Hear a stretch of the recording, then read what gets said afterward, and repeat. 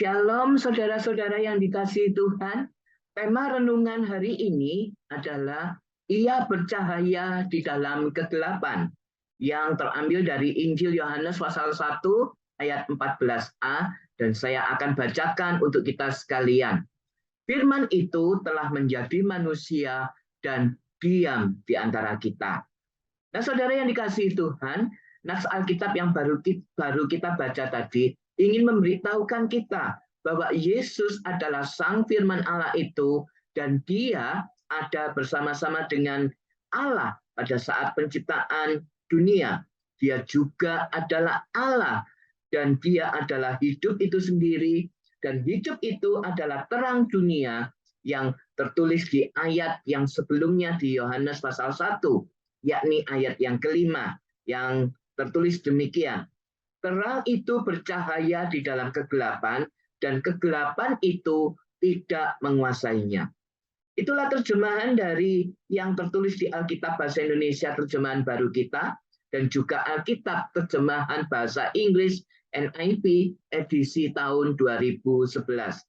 Namun saudara, ada satu hal yang mencolok ketika kita membaca Alkitab terjemahan bahasa Inggris NIV yang edisi lama, yakni tahun 1984, yang tertulis jelas berbeda, gitu ya. Dikatakan terang itu bercahaya di dalam kegelapan, tetapi kegelapan belum memahaminya.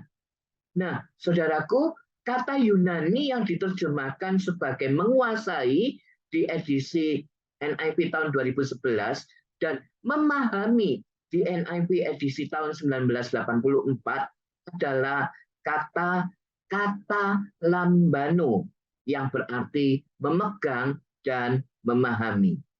Jadi saudara, memang kita butuh lebih dari satu kata di dalam bahasa Inggris untuk kita coba mengerti maksud sepenuhnya dari apa yang dituliskan di dalam Alkitab, apa yang ingin dikatakan oleh Yohanes.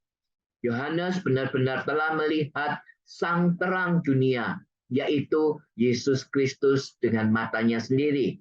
Ia pernah pergi memancing bersamanya, pernah makan bersamanya, dan Yohanes juga pernah menyaksikan bagaimana Tuhan Yesus itu menanggung kematian di atas kayu salib dan kemudian hidup kembali dan bangkit kembali.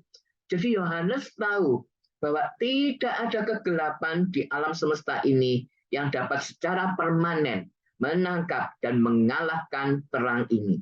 Dan kegelapan tidak akan mampu menguasainya.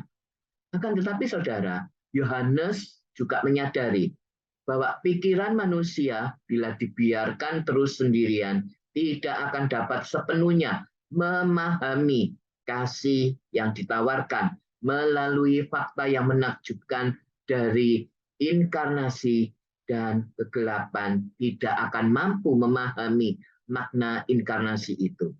Saudara, apa yang disampaikan Yohanes memuncak dengan perenungan yang menakjubkan tentang sejauh mana Tuhan telah melangkah demi menjangkau kita dengan kasih-Nya yang menerangi itu. Yohanes benar-benar menuliskan di ayat 14a yang tadi boleh kita baca, yang menjadi perenungan firman Tuhan pada pagi hari ini. Firman itu telah menjadi manusia dan diam di antara kita. Allah yang perkasa datang di dalam rupa bayi manusia yang sangat-sangat rentan. Raja damai membiarkan dirinya dilahirkan di dalam dunia yang penuh dengan dosa dan kekacauan. Tuhan menjadikan dirinya dapat dipeluk, dapat dilukai, bahkan dicium, bahkan sampai dapat dibunuh dengan cara mati disalibkan. Hanya terang dunia yang dapat memberikan kekuatan untuk kita boleh memulai memahami apa yang telah Tuhan tawarkan kepada kita melalui kelahiran Yesus Kristus. Jadi saudara, di dalam masa-masa Advent ini, marilah kita memanjatkan doa yang juga diucapkan oleh Rasul Paulus kepada jemaat di Efesus, yang tercantum di dalam Efesus pasal 3 ayat 17 hingga ayat yang ke-18.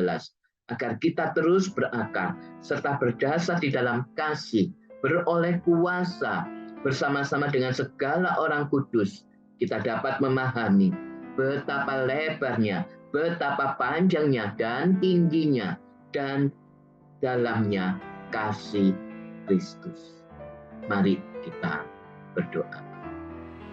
Bapa di dalam kerajaan surga, sungguh kami mengucap syukur Engkau yang maha mulia itu boleh datang ke dalam dunia ini yang penuh dengan peberdosaan, yang penuh dengan kekacauan. Ajar kami untuk kami boleh terus ya Bapa memahami, karena Engkau boleh menjangkau kami, sehingga kami boleh memahami bahwa Engkau adalah terang dunia itu di dalam kehidupan kami. Kami mau terus belajar bahwa kasih-Mu itu yang panjang, yang lebar, dan dalam itu boleh senantiasa mengasihi dunia ini. Di dalam nama Tuhan Yesus Kristus, kami berdoa dan bersyukur.